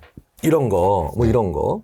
이런 모든 뭐 그다음에 하루에 뭐 10분씩 뭐 경제 공부한다든가 뭐 이런 거. 네. 어렵죠, 그게. 네. 근데 생각해 보세요. 어떤 그 부사장님 한 분이, 그분은 전기전자 쪽 기업 부사장님이거든요. 대기업에. 네. 근데 그분들이 제일 모르는 게 결국 퇴임할 때까지도 모르는 게 어딘 줄 아세요? 재무.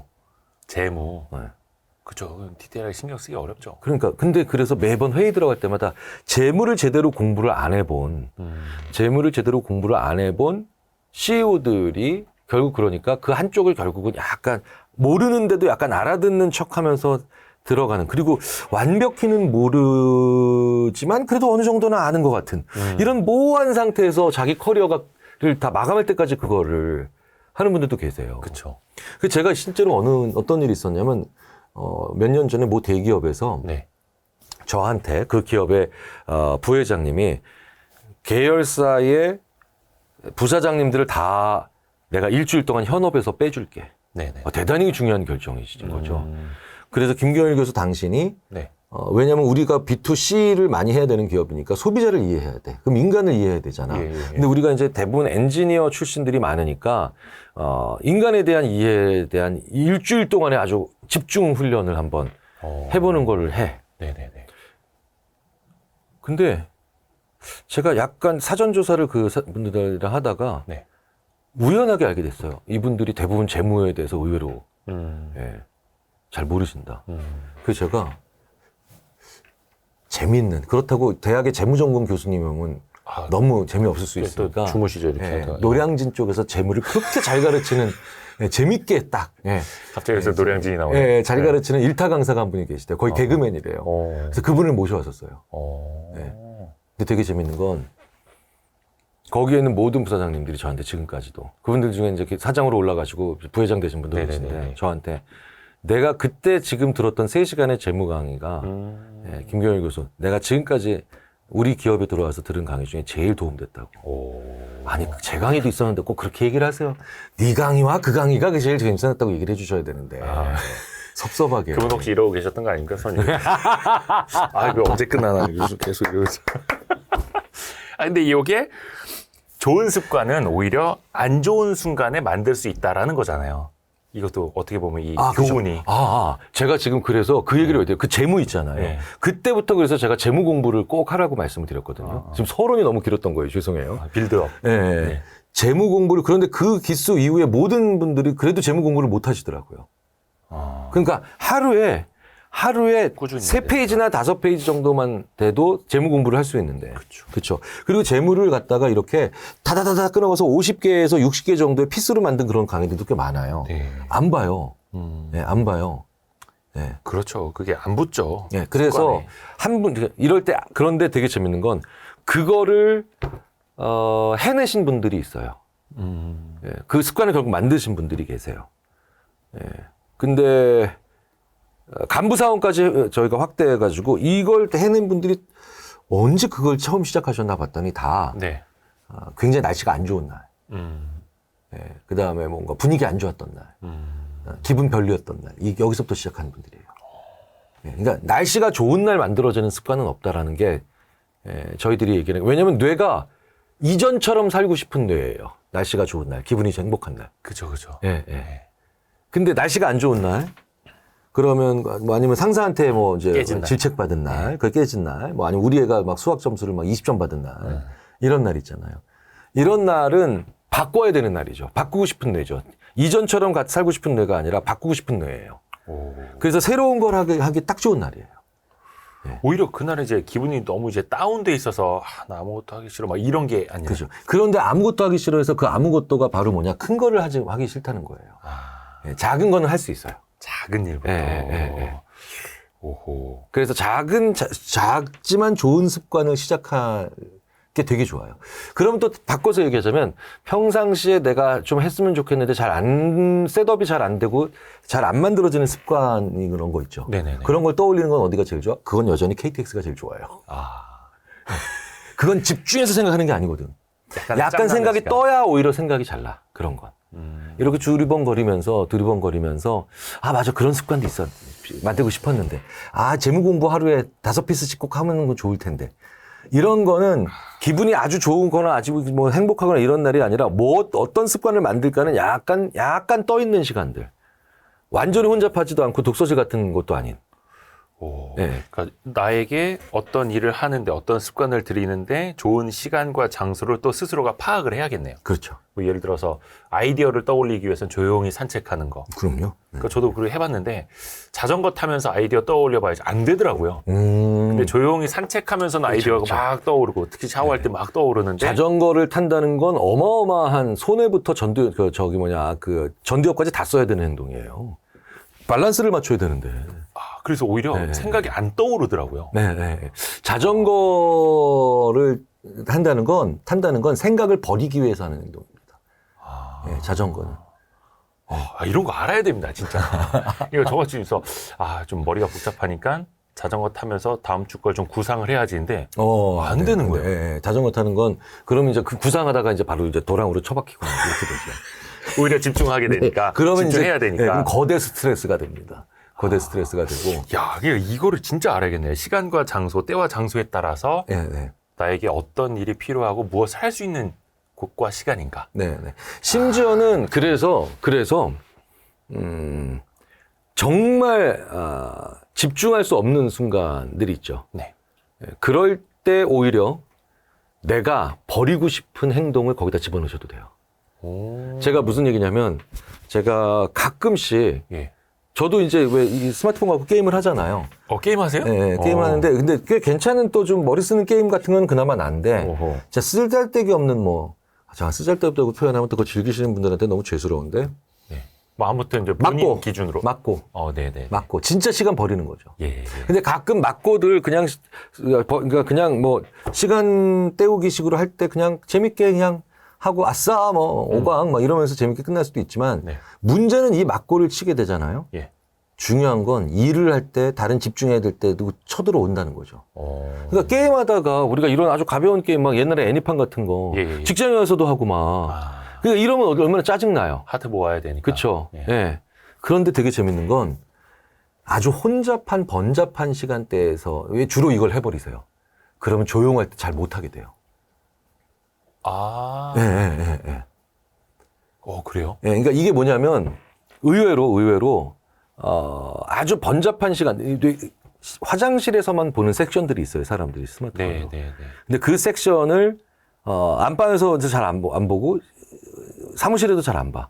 그러니까 유난히 사람들이 이렇게 그 화장실에서만 가면 딱 거의 루틴화되어 있어서 포탈 켜고 그쪽 네, 기사를 보죠. 그쵸. 그런 경우 많죠. 그쵸. 그러니까 그만큼 사람의 머리가 상황 종속적이에요. 상황 종속적이에요. 그래서 집에서 먹으면 술 맛이 안 나고 오히려 반대로 집에서 먹어야 술 맛이 나는 사람들이 있어요. 그러네요. 네, 그만큼 우리는 상황 종속적이거든요. 그래서 진짜 버리는 아무것도 할 수 없는 시간에 내가 정말 제일 싫어하는 버리고 싶은 행동을 거기다 매칭시켜 놓는 것도 방법은 돼요. 네네. 그래서 제가 제일 아무것도 할 수 없는 시간에 오히려 막고를 쳤습니다. 네, 그랬더니 지금 처음으로 제가 지금 4개월 동안 집중해야 되는 시간에 막고 생각이 안 나요. 네, 켜볼까요? 네, 이런 것들도 있어요. 정말 책을 읽을 수도 없는 시간. 네. 뭔가 유튜브 들으면서 뭔가 공부할 수도 없는 시간. 집중도 잘 안 되는 시간에 그냥 버려야 할 것. 그쵸. 안 좋으니까 거기다 집어넣는. 네, 거기다 집어넣는 경우도 있어요. 야, 근데 이거는 예. 이렇게 생각하시는 분들 계실 겁니다. 그 시간대까지 하게 되면 어떡하냐고. 다른 시간대까지 그러면 괜히 그때 그걸 놨다가. 그렇죠. 그러니까 먼저 오는 뭐예요? 다른 시간대에 할 게 있는 상태에서만 가능한 방법이에요. 네. 그러니까 SRT나 ATX를 타면 항상 일정 정리를 한다. 그다음에 최근 일주일 동안 혹은 열흘 동안 내가 답장을 못 드렸던 문자가 뭐가 있나 체크 이 정도. 그렇죠? 그다음에 간단한 이메일 답장 정도. 이런 일들을 하면서 한 2시간을 보내면 빼곡히 해낼 수 있잖아요. 이런 것들이 있는 상태여야만 막고를 거기서 안 치는 거죠. 아니면 그냥 서울부터 부산까지 막고 치면서 가는 거죠. 보세요. 제가 지금 자세가 나오죠, 지금. 그렇죠. 스냅과 함께 이렇게 움직이면서. 약간, 이게 스트레스가 쌓이는 것도 사실 미세 스트레스도 사람의 성격이나 성향에 따라서 쌓이는 정도나 받는 영향이나 이것도 좀 다를까요? 참 어려운 문제인데요. 네네네. 연구들의 전반적인 그런 그 내용들은 아무래도 내향적인 사람들이 조금 더 쌓이기도 잘 쌓이고 오랫동안 퇴적된다라는 연구들은 있어요. 내향적인 사람들이. 근데 이건 내향적인 사람들의 단점이라기보단 장점이기도 한데요. 네. 왜냐하면 내향적인 사람들이 외향적인 분들에 비해서 아무래도 사람보다는 일에 더 집중하고 본질적인 것들에 더 관심이 많기 때문에 그렇습니다. 그러니까 외향적인 분들은 아무래도 사람들과의 관계에서 막 이렇게 이끌어가고, 그 다음에 막 소통하는 걸 좋아하니까 그분들은 아무래도 이렇게 뜰채로 보면 약간 듬성해요. 근데 이제 뭐냐면 그러니까 대부분 다 밑으로 떨어져요. 네. 근데 이제 내향적인 사람의 시선이나 아니면 관점이 좀 더 촘촘하죠. 그러니까 이제 웬만한 이런 좀 힘든 것들이 왔을 때 많이 남아있죠. 예, 뜰채로 이렇게 흔들어도 많이 남아있죠. 근데 정밀한 일을 또 잘하잖아요, 내향적인 분들이. 그렇죠. 그러니까 장점이고 단점이고 단점이고 단점이고 장점인데 인간에게 있어서는 기질적으로 어느 정도 타고나는 건 있죠. 하지만 타고나는 기질적인 측면보다 더 중요한 건 어떻게 살아가느냐, 어떻게 대처하느냐, 얼만큼 방법을 알고 있느냐가 훨씬 더 중요하죠. 훨씬 더 중요해요. 그러니까 기질이 중요하기는 한데 네. 그 기질에 따라서 이걸 어떻게 털어내느냐, 그렇죠. 관리하느냐. 그러니까 이런 거죠. 내향적인 사람은 외향적인 사람에 비해서 하루에 만날 수 있는 사람의 양과 수에 있어서 좀 차이가 나요. 의외로 굉장히 많은 성격 심리학자들이 외향적인 사람에 비해서 내향적인 사람은 사람을 싫어하고 낯을 가리고 대화를 꺼린다 이런 식으로 질적으로 구분하지 않아요. 이건 우리가 가지고 있는 착각에 더 가깝고요. 그쵸. 내향적인 사람들이 도 상대방과 재밌게 대화할 수 있고 사람을 만나면 반가워하고 대화를 즐깁니다. 단 하루에 그렇게 할 수 있는 사람의 수가 외향적인 사람에 비해서 수가 적은 거예요. 사회적 자원의 양의 차이가 좀 있는 거죠. 그렇죠. 그러니까 네, 뭐 네. 내향인이라고 하는데, 그러니까 MBTI I로 시작을 하는데 누구 만나면 형님 막 이런 분들이 있고. 네, 제가 전형적으로 그런 사람이에요. I세요? 네, 저는 그러니까 MBTI가 성격 검사라고 하기에는 좀 애매하죠. 네. 전혀 안 그러신 거예요. 네, 저는 굉장한 I예요. 완전 그 네, 이 같아 보이시는데.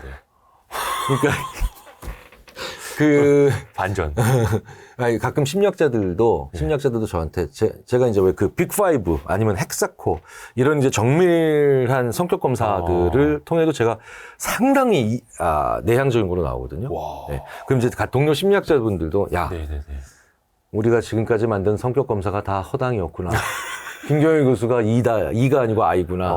네, 이렇게 이제 농담을 하시기도 하는데 제가 예전에 한번 그 얘기를 안 해드렸나? 저는 교수라는 직업을 가지고 싶었던 이유도 내향적이기 때문입니다.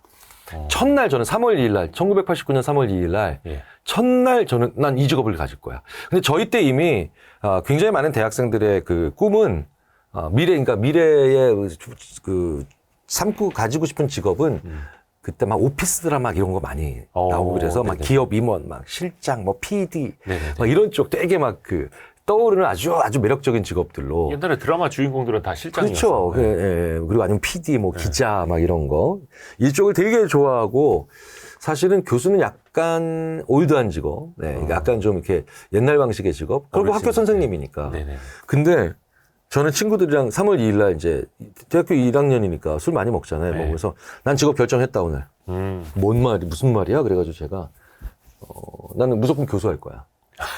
근데 이제 한 친구가 그러더라고요. 야, 내가 얼마 전에 신문에 봤는데, 연봉 순위에 교수는 한참 밑이야. 지금은 더 밑이죠. 아, 그래요? 정말 밑입니다. 그러니까, 물론 이제 정년이 길다라고 하는데 이것도 아무 의미 없어요, 이제는. 왜냐면 사람이 너무 모자라서 이제 대부분의 기업들이 그러니까 정말 10년 전에서 완전 다르잖아요. 지금 막 65세 막 이렇게 다 늘려버리잖아요. 네네네. 근데 저는 그렇게 중요한 게 아니었어요.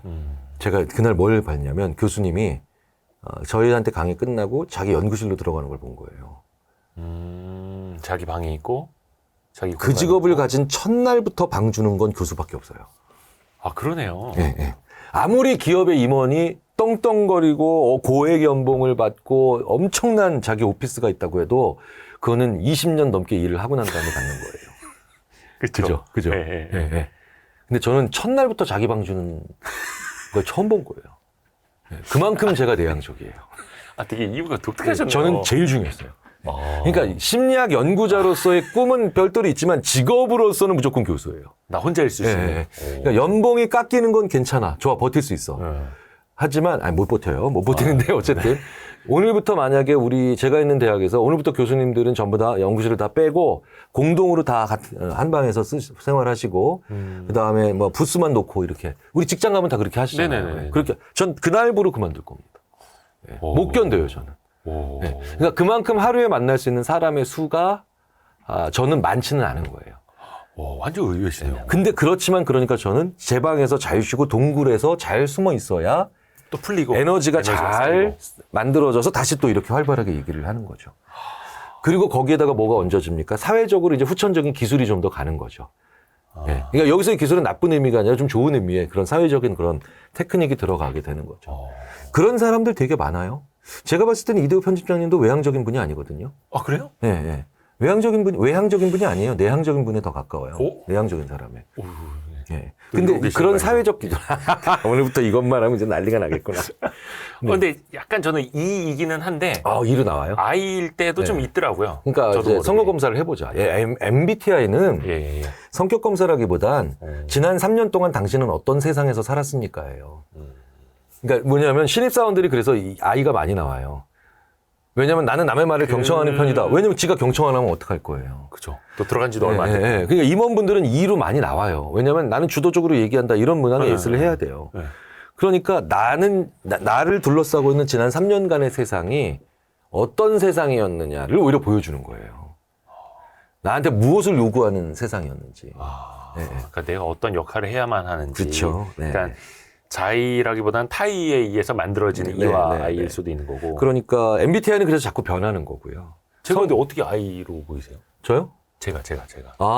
왜 외향, 내향처럼 보이는. 더 내향적일 거냐고요? 네네네. 글쎄요, 저는 보면, 네. 내향적인 사람들이 기본적으로 가지고 있는 특징 중에 하나가 상대방 얘기에 집중을 잘 한다는 거예요. 아, 그래요? 예. 자기 말을 더 많이 내세우지 않고. 잘 듣는 사람들 있잖아요. 네네. 경청하는 사람들. 경청하는 사람들은 외향적이긴 좀 어렵죠. 외향적인 사람들은 훨씬 더 이제 말을 더 많이 해야 되죠.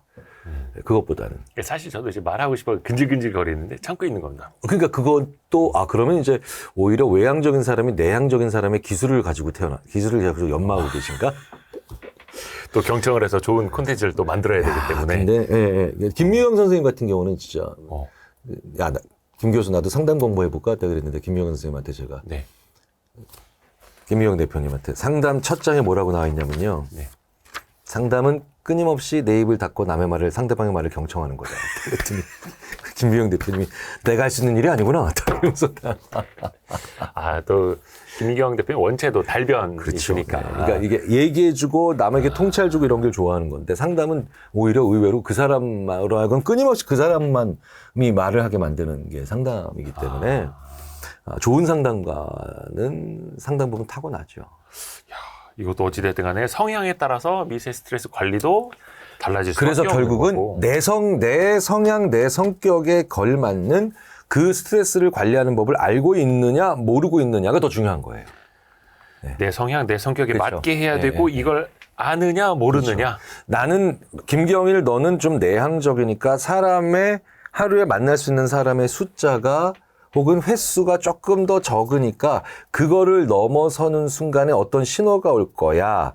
그 신호가 뭐지? 요렇게 짜증내는 거였지. 요런 걸 알고 있는 거. 그 시그널이 뭔지도 알고 있고. 그쵸? 예.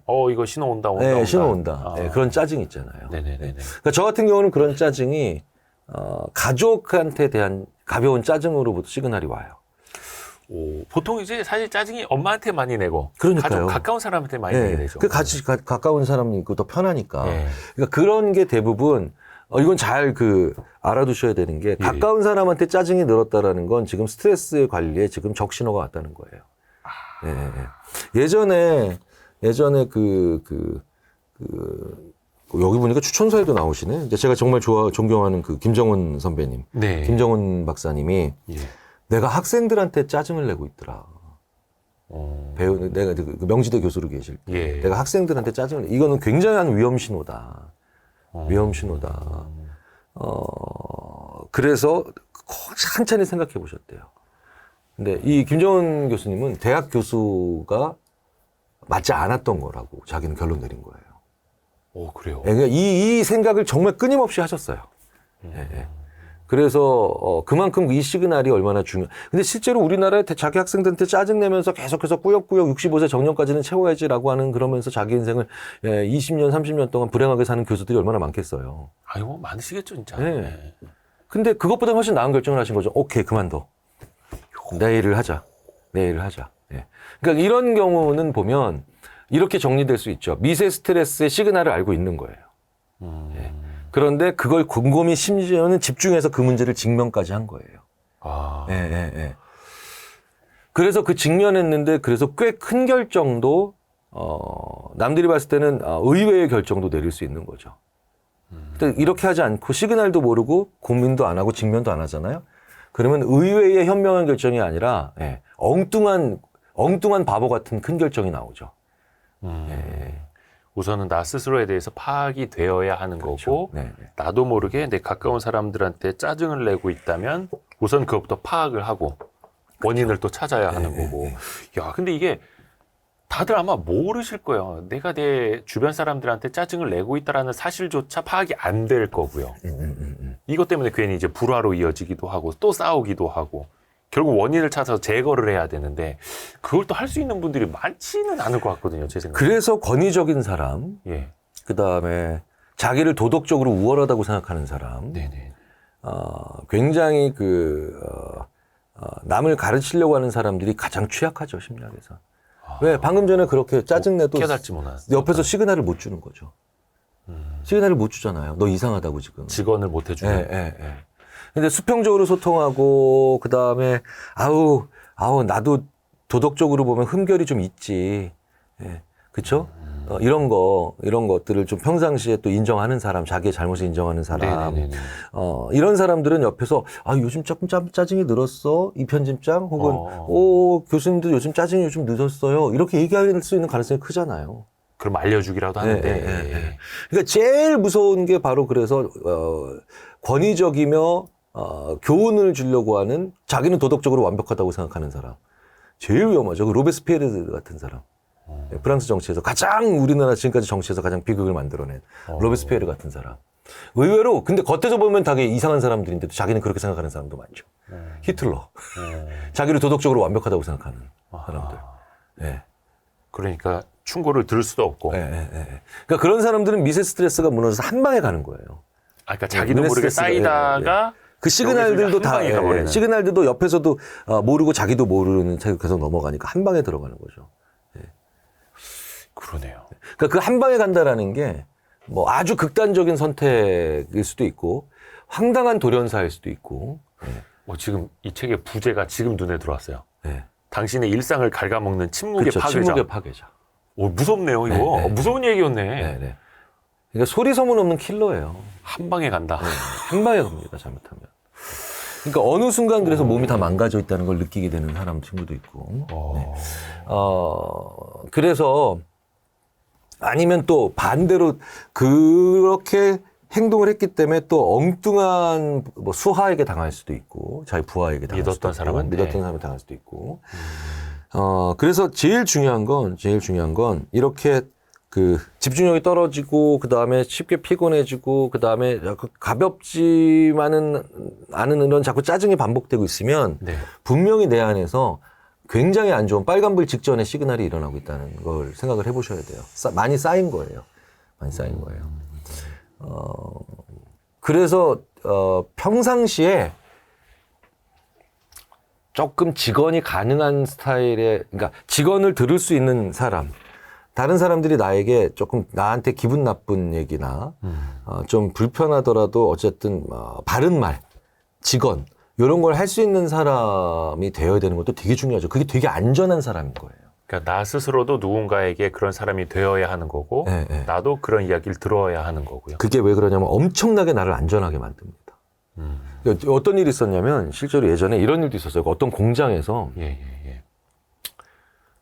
너무 권위적이고 너무 싫은 소리를 듣기 싫어하는 그런 조금이라도 싫은 소리 하면 난리가 나는 그런 작업 반장님이 한 분 계셨어요. 화내고 막.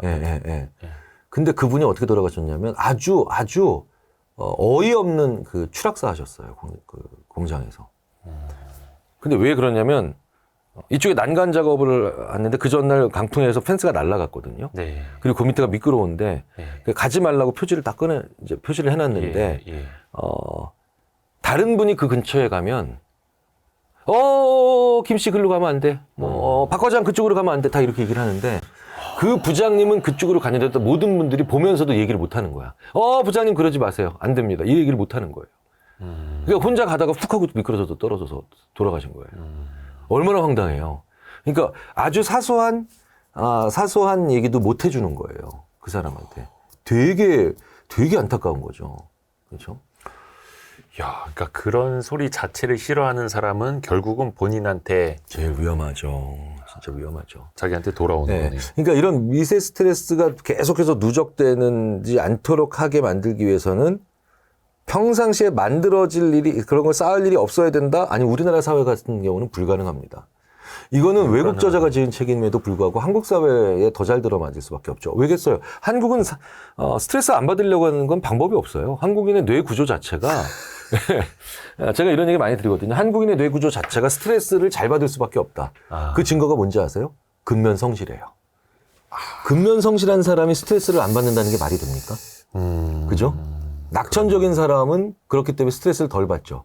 낙천적인 사람들은 그런데 그래서 덜 움직이죠. 네네. 그러니까 한국인들은 부지런하다. 근면성실하다. 이거 누구나 다 인정하는, 우리도 뿌듯해하고 있는 사실이죠. 네네네. 근데 그래서 한국인들은 스트레스에 취약하다. 같은 얘기예요. 네, 스트레스를 잘 받는다. 같은 얘기예요. 불안하고 스트레스를 받으니까 그걸 없애려고 하는 거죠. 네. 그러니까 많이 움직이고 일을 많이 하는 거죠. 그래서 한국 사회에서 스트레스를 안 받겠다. 이건 불가능한 일입니다. 네. 그 학사 근면 성실한 게 곧 스트레스를 많이 받는다라는 것과 동일. 그렇죠. 그러니까 저도 지금 약간 미세 스트레스가 좀 오고 있거든요. 왜냐면 저 때문에? 아니 교수님의 전화가 지금 저 무음으로 울리고 있어가지고 이걸 알려드려야 되나? 우리 꽤 이제 녹화를 했는데 나는 더 하고 싶은데 네네. 어떻게 해야 되지? 말씀을 드려야 돼. 이 미세 스트레스가 이제 또 쌓이고 있는 거죠. 어떻게 해야 됩니까? 이거 사실 제가 의도한 거예요. 계속 이렇게 스트레스 주려고. 일부러 딱. 나 이렇게 전화가 많이 오고 있어.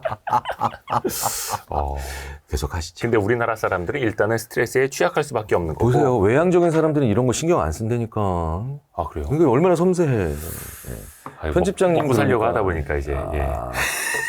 그것만 좀 이야기해 주세요. 그러면 이 빨간불 신호등이 들어온다. 물론 옆에서 이야기해 줄 수는 있는데 빨간불 신호가 들어왔을 때 내가 이걸 알아야 되지 않습니까?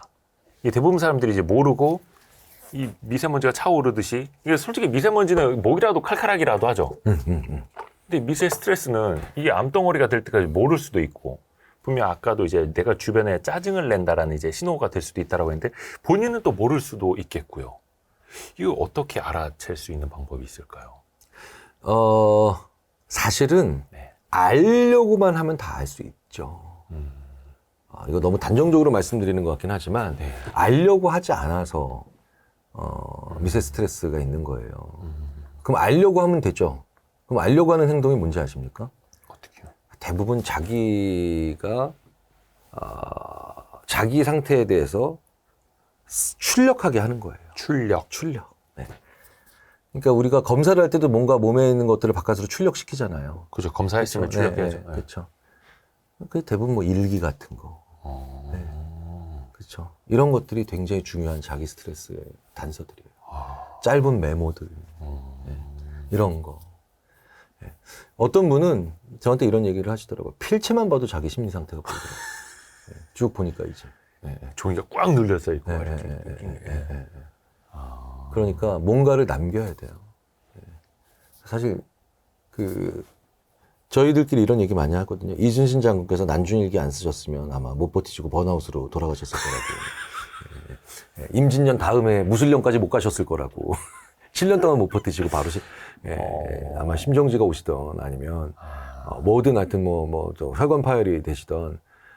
근데 그 고난의 고통의 과정을 다 쓰시잖아요. 예. 쓰시니까 약간 그런 게 보여요. 이분이 이렇게 써가시면서 그러면서 자기가 어떤 시그널을 내부로부터 오는지를 그때마다 점검을 하시고 조치를 하셨구나. 뭐 먹은 얘기, 수다 떤 얘기, 장난친 얘기 엄청 많이 나오거든요. 난중일기에. 그러니까 뭐 술 마신 얘기 누구 욕하는 거 뭐 그런 거 많이 나온다 하더라고요. 그러니까 그런 것들이 바로 뭐냐면 시그널을 받았기 때문에 혹은 그것 자체가 또 시그널인 거죠. 그러니까 왜 그 스몰 토크도 되게 많고 이런 자질구레한 행동들이 많은데 어떤 분은 그런 거에 대한 이해도 없이 난중일기를 이 양반 뭐 한 거야? 술 먹었네, 장난쳤네, 뭐 누구 꾸짖었네. 계속 이런 얘기를 왜 쓰고 있을까라고 하는데 여기가 다 미세한 얘기들이 그렇게 많을 수밖에 없는 게 그런 것들을 그 마이크로한 관리들을 다 해서 하셨기 때문에 결국은 또 거대한 스트레스, 거대한 시련 이런 것들을 맞서실 수 있는 거죠. 네네. 그래서 사실 난중일기는 요새 심리학자들이 다시 연구를 할 정도로 심리학적으로요? 네, 심리학적으로 이거를 역사가 아니라? 네, 역사적이 아니라 이제 요새 다시 심리학자들이 다시 연구를 시작해야 할 정도로 왜냐하면 이 난중일기가 한 사람의 아주 굉장히 오랜 7년간의 매니지먼트예요. 스트레스 매니지먼트. 그다음에 행복과 감사를 적어 나가면서 또 동력을 받고 아주 요럴 때는 내가 요렇게 해야 돼 덜 힘들구나 뭐 이런 것도 알아가는 네네네. 굉장히 독특한 그런 구조죠. 근데 이게 우리나라의 이순신 장군만 이런 게 아니라 다른 대부분의 강인한 분들 있죠. 네네네. 강인하고 잘 버텨내고 이겨내신 분들의 기록물들이 다 이런 작은 스트레스들을 관리하거나 작은 스트레스를 허투루 보지 않고 이런 것들에 요럴 땐 요렇게 하면 좀 풀리더라. 요러면 요렇게 하면 좀 풀리더라. 이런 것들을 붙여놓는 방법을 알고 계신 거예요. 실제로 제가 이제 아직 완전히 결론 내리진 않았지만 네네네. 실제로 진짜 재미있는 패턴이 많이 보인다. 이상하게 난중일기를 보면 시련이 비슷한 시련이면 이게 늘 적으셨잖아요. 게다가 예. 그래서 시련이 비슷해지면 비슷한 음식을 드시더라고. 고난이 비슷한 게 오면 같이 먹는 사람도 좀 비슷해져요. 이런 패턴들이 자꾸 눈에 띄고 그래서 이제 저희들이 이제 역사 전공하는 분들이랑 같이 이런 걸 나눠보고 있죠. 얘기를 해보고 점검해보고 그러면 이거를 역사적인 서사적인 측면으로만 사건 사고로 보지 말고 오히려 이런 작은 스트레스와 큰 고난까지 다 아울러서 이분이 어떻게 자기의 인생을 셀프 매니지먼트 하셨는가. 예. 이 패턴을 어떻게 익혀가고 계시고 재생산하고 힘들 때 어떻게 했는가를 또 다시 또 기록하고 또 다시 또 재생산하고 이런 것들을 어떻게 하셨는가를 살펴보는 관점에서 연구를 해보자. 예. 이렇게 지금 이제 시작을 하고 있어요, 저희들이. 야, 그냥 성웅이 된 게 아니네요. 그럼요. 영웅이 아니라 성웅이라고 하는데 어떻게 보면 본인의 스트레스 관리도 하셨을 수도 있고. 아무리 강인한 인간이라도 물리적으로 쓸 수 있는 내 정신력의 용량은 있어요. 근데 정신력이 세다라는 걸 우리는 막 강한 투지나 아주 막 불굴의 막 신념 이런 아니에요. 그게 결과예요. 다 결과예요. 그게 다 셀프 마이크로 매니지먼트가 다 일상생활에 되기 때문에 하는 거예요. 네. 그러니까 그걸 하나하나 알고 있지 않으면, 그러니까 심리학자들 그 로이 바우마이스터 같은 연구자들이 그러죠. 인간에게 있어서 가장 믿지 못할 만한 믿을 수 없는 게 의지력이다. 네, 윌파워, 네. 의지력의 재발견이라는 책에서 결국 그 얘기를 하죠. 네. 그러니까 거대한 의지력을 가지고 있는 사람들은 작은 스트레스 관리를 늘 잘하는 사람이고 관리했다라는 건 피하지 않고 오히려 이럴 땐 요렇게, 이럴 땐 저렇게 이런 것들을 알고 있는 사람들인 거죠. 안 그러면 사람은 의지력은 곧 바닥납니다. 바닥납니다. 이게 그 과정과 결과를 우리가 헷갈리면 안 되겠네요. 그럼요. 대부분의 결과 변이를 우리가 원인 변이로 착각하고 있어요. 특히 정신력, 의지력, 막 이런 신념 이런 정신력이 것들. 약해가지고 막 이렇게. 아니죠. 그러니까 걔는 정신력이 약한 결과가 왜 나왔냐는 거예요. 그걸 따져봐야 되는데. 그렇죠. 그러니까 심지어는 저는 이런 걸 물어보는 그 분도 계셨어요. 정신력이 강한 그런 성격은 없냐고. 왜 성격 검사로 정신력이 강하다 이런 얘기가 없냐고. 그게 되게 이제 안타깝지만 완전히 다 잘못 알고 계신 거죠. 자기 성격의 장점과 단점을 잘 알고 있으며 그로 인해서 강점을 살려야 될 때와 단점을 잘 보완하고 오히려 관리할 수 있는 그런 자기만의 기법이 있다. 이게 정신력이 강하다의 같은 말이에요. 같은 말이에요. 그러네. 그러니까 멘탈은 항상 쿠쿠다스처럼 바사삭 바스러지지만 그럼요. 또 금방 다시 회복을 해서 또 다시 오고 떠들고 또 일할 수도 있는 거고요. 와, 오늘도 우리 김경일 교수님 통해서 정말 많이 배웠습니다. 근데 항상 저희가 녹화가 끝나고 나면 드리는 말씀이지만 오늘도 저는 질문을 하나만 드렸다는 거. 그렇습니까? 예정했던 질문은 거의 여기서 하나 했나? 두 개 했나? 한 시간 거의 한 30분 했는데. 예, 넘게 했습니다. 그러게요. 와. 저는 왜 늘 이렇게 아무 생각 없이. 최고입니다, 최고. 그래서 항상 근데 저는 김경일 교수님 뵐 때마다 정말 많은 걸 깨달아가지고 오늘도 많이 배웠습니다, 교수님. 죄송합니다. 별 말씀을요. 네. 또 다음 달인가 우리 교수님 또 그 번역하신 책 맞아요. 나오는 걸로 알고 있는데 네. 그 책 가지고도 또 한번 또 우리 유익한 시간 또 만들도록 하겠습니다. 오늘 또 먼 걸음 해주셔서 감사합니다. 교수님 감사합니다. 감사합니다. 고생하셨습니다. 네, 고생하셨습니다.